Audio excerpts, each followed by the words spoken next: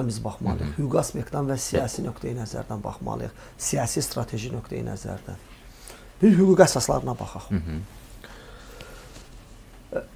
Deməli, dəniz hüququ üzrə BMT-nin konvensiyası var.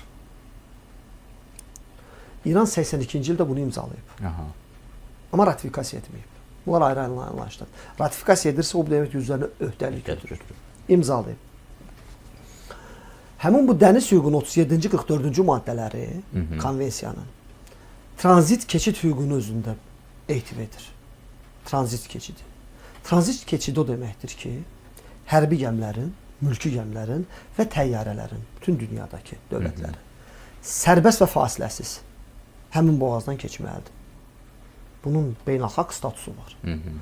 Bu, beynəlxalq adət hüququna gedir, yəni beynəlxalq adət hüququna görədir. Dövlət tək tərəfli bunu saxlaya bilməz, kəsə bilməz. Bu baxımdan qeyri-legaldır, hüquqa ziddir.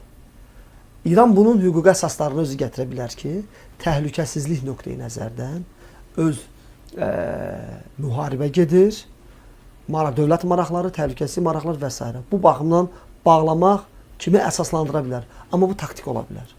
Uzun müddətli bağlaya bilməz. Hüquqi baxımdan deyiləm. Hüquqi baxımdan bunu eləyərsə, özü özlüyündə böyük sanksiyalar gətirəcək bunun özünə. BMT tərəfindən sanksiya təbiidir. Yəni ki, əgər sən beynəlxalq dəniz hüququ konvensiyasını pozursansa, bunun cavabı odur. Digər tərəfdən, bunun strateji tərəfləri nədən ibarətdir? Təsəvvür edin, gün ərzində 18 milyon barel neft gedir. Bu, qlobal tədarükün 20% deməkdir. Bunun bağlanması, alternativ yollar çox çətindir. Alternativ yollar Azərbaycan üzərindən, Dünya Okeanı üzərindən bu, neftin qiymətlərinin böyük, çox kəskin qalxmasına və ciddi inflyasiya səbəb ola bilər bu uzun müddətdə qalsa.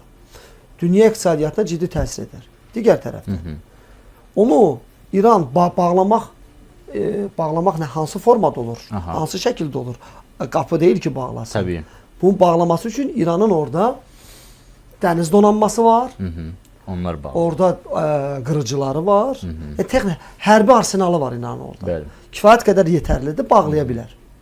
Yəni, orada keçidi qadağan edə bilər. Amma nəzərə alaq ki, yaxında okeanda Amerikanın donanmaları var. Amerika, İngiltərənin donanmaları var.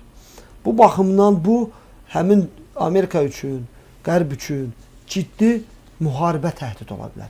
İranla müharibə hal-hazırda real növbəti mərhələyə keçməyib. Yəni, qanlı döyüşlər, quru qoşunların döyüşü mərhələsinə keçməyib. Və məndə ümid və proqnozum ondan ibarətdir ki, keçmə ehtimalı keçməməsindən daha azdır. Ola bilsin ki, keçməsin, böyük ehtimal. Amma bu addım atarsa İran, bu konkret olaraq müharibə təhdid. Eskalasiya